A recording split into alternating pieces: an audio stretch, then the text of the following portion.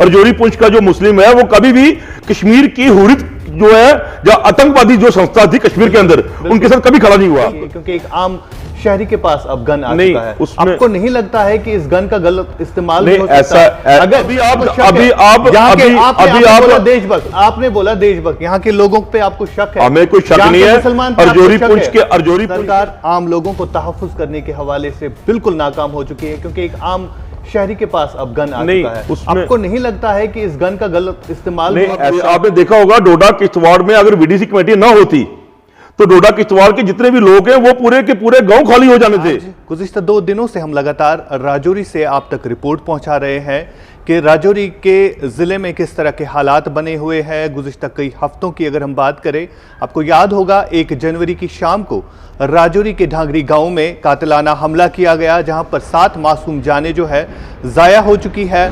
और अब जो है कई सारी बातें निकल के सामने आ रही है। फिलहाल इस वक्त हमारे साथ बात करने के लिए मौजूद है बीजेपी के एक सीनियर लीडर जिनका ताल्लुक राजौरी से है। तारा साहब, आपका बहुत बहुत शुक्रिया, आपने हमें टाइम दिया। आपसे जानना चाहूँगा, क्या लग रहा है आपको इस तरह के वारदात का होना और एक के बाद इस तरह के वारदात का होना? लग रहा है आपको कि सरकार पूरी तरह से नाकाम हो चुकी है, सरकार की लापरवाही है जिस तरह से यहाँ पर ये हादसात रूनुमा हो रहे हैं? धन्यवाद जी। जैसे कि आप जानते हैं कि 1 जनवरी को डांगरी के अंदर आतंकियों ने एक कायराना हरकत की, जिसकी वजह से हमारे 7 लोगों ने अपनी जान गंवाई, 7 लोग हमारे शहीद हो गए। उससे पहले मुरादपुर गांव के अंदर एक लेडीज़ ने 2 लोग देखे। उस टाइम हमने पुलिस को इन्फॉर्म किया और पुलिस को बोला कि 2 कोई लोग हैं जो किसी के घर इंटर हो चुके हैं, और उस लड़की ने बताया कि मेरे घर पे 2 बंदे आए हैं, अनजान लोग थे वो, और उन्होंने वहाँ पे रहने की बात की या खाने की बात की, लेकिन लड़की ने हल्ला डाला और लड़की वहाँ से भागी, और जिसकी वजह से वो 2 लोग वहाँ से निकल गए। 3-4 दिन के बाद अल्फा गेट टीसीपी के पास 2 लोग हमारे नौजवान थे, उन्होंने जान गंवाई, वहाँ पे फायरिंग हुई जिसमें 2 लोग हमारे शहीद हो गए, एक नौजवान उसमें जख्मी हुआ। तो जब शाम को उस जो लड़का था जख्मी, उससे जब पूछताछ की गई तो उसने कहा कि जो फायरिंग यहाँ पे हुई है 2 लोग थे जिन्होंने फायरिंग की। तो उससे पहले दिन भर आर्मी और पब्लिक के बीच आपसी क्लैश बन गया, आर्मी और पब्लिक का क्लैश बन गया। क्या पब्लिक ने कहा कि आर्मी ने ये 2 लोग हमारे मार दिए और तीसरा जख्मी हुआ, लेकिन शुक्र भगवान का कि जो तीसरा बंदा था वो बच गया, और उसके बयान आने के बाद सबको लगा कि ये आर्मी ने नहीं किया, ये किसी आतंकी वारदात कुछ हुई है। बिल्कुल। 10 दिन के बाद डांगरी 1 जनवरी को पूरा देश जानता है कि डांगरी में आतंकियों ने किस तरह ये एक ऐसी कायराना हरकत की। ये एक सोची समझी साजिश के तहत जम्मू कश्मीर के अंदर रजौरी पुंछ जो हमारे ज़िले हैं, इनके अंदर ये आतंकी जो है घटना हो रही है।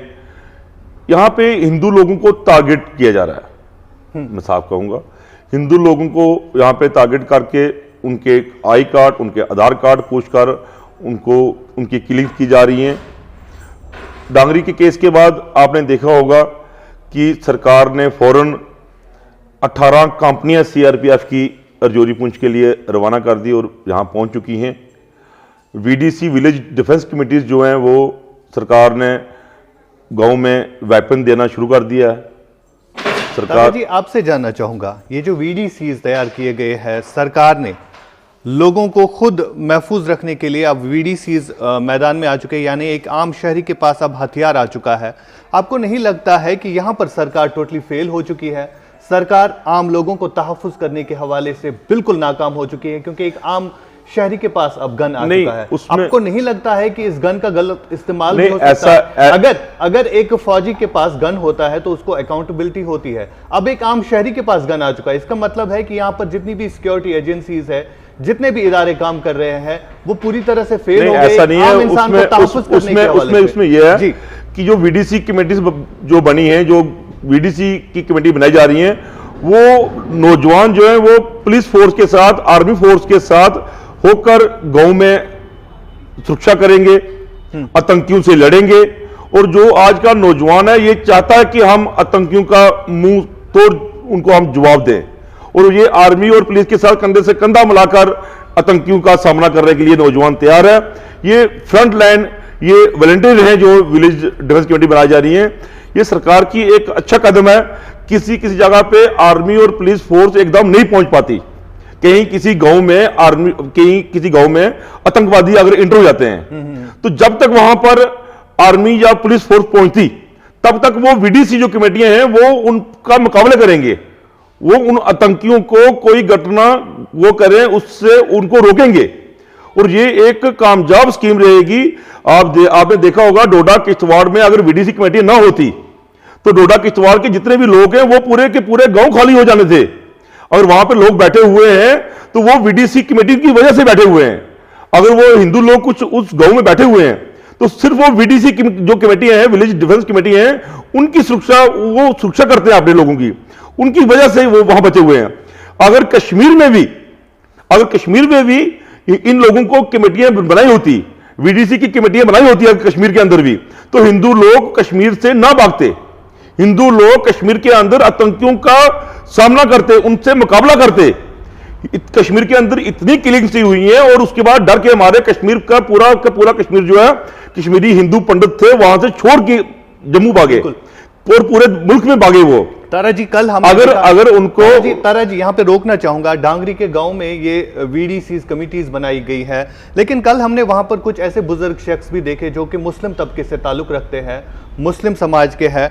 उनका भी मुतालबा था कि हमें भी ये वीडीसी अगर गन दे रहे हैं, हमें भी ये गन चाहिए, लेकिन उनको नहीं दिया जा रहा है। आपको लग रहा है कि यहाँ पर भेदभाव किया जा रहा है? कोई भेदभाव नहीं है। जो देशभक्त है, जो देश के लिए लड़ेगा, जो देश के लिए फौज के साथ खड़ा होगा, उसको भी इस कमेटी में शामिल किया जाएगा। उसको भी इस कमेटी में शामिल किया जाएगा। बहरहाल शर्त यह है कि वो देशभक्त होना चाहिए, तो उसके अंदर जज्बा होना चाहिए। देशभक्त आपने बोला, देशभक्त यहाँ के लोगों पे आपको शक है? हमें कोई शक नहीं है। अर्जोरी पुंछ के अंदर, कश्मीर के अंदर हुर्रियत वलू ने इतना आतंक फैला रखा था, कश्मीर के अंदर हुर्रियत वलू ने इतना आतंक फैला रखा था, उसके बावजूद भी अर्जोरी पुंछ का मुस्लिम कभी भी हुर्रियत के साथ खड़ा नहीं हुआ। बिल्कुल। अर्जोरी पुंछ का जो मुस्लिम है वो कभी भी कश्मीर की हुर्रियत जो है, जो आतंकवादी जो संस्था थी कश्मीर के अंदर, उनके साथ कभी खड़ा नहीं हुआ। वो अर्जोरी पुंछ का जो मुस्लिम है वो नेशनलिस्ट है। लेकिन हम ये कहेंगे कि एक पाकिस्तान की साजिश है, आतंकियों की साजिश है। हम ये भी नहीं कह सकते कि पूरे का पूरा क्लियर है जी। कुछ ना कुछ लोकल इन्वॉल्वमेंट है, कुछ ना कुछ लोकल इन्वॉल्वमेंट है, जिसकी वजह से ये जो घटना घट रही है। हमें पूरा अपनी सरकार पर और पूरी फोर्सेस पर यकीन है कि जो अर्जोरी पुंछ के अंदर जो लोग इसमें इन्वॉल्वमेंट होंगे वो जल्द से जल्द एजेंसी की और फोर्सेस की पकड़ में आएंगे, तो कानून के तहत उनको सजा पूरी मिलेगी। और जहां तक मसला रहा, आप देख रहे हो कि 1 जनवरी के बाद अर्जोरी पुंछ के अंदर जितने भी हिंदू गांव हैं, जितने भी हिंदू बेल्ट हैं, वहां पे रात को कोई ना कोई न्यूज आ रही है, किसी का दरवाजा कोई खटका रहा है। पुंछ में हमने सुना कि किसी के घर पत्थरबाजी हुई, पुंछ के अंदर आपने सुना होगा। बिल्कुल बिल्कुल, पुंछ में भी पत्थरबाजी हुई। फोर्सेस दौड़ रही है, फोर्सेस भाग रही है, फोर्सेस वहां पहुंच रहे हैं। मुरादपुर के अंदर भी रात को एक घटना घटी, वहां पे मैं भी वहां पे मौके पे पहुंचा और सीआरपीएफ भी वहां पे मौके पे बिल्कुल पहुंची, और वहां पे भी एक दहशत का माहौल बना हुआ है।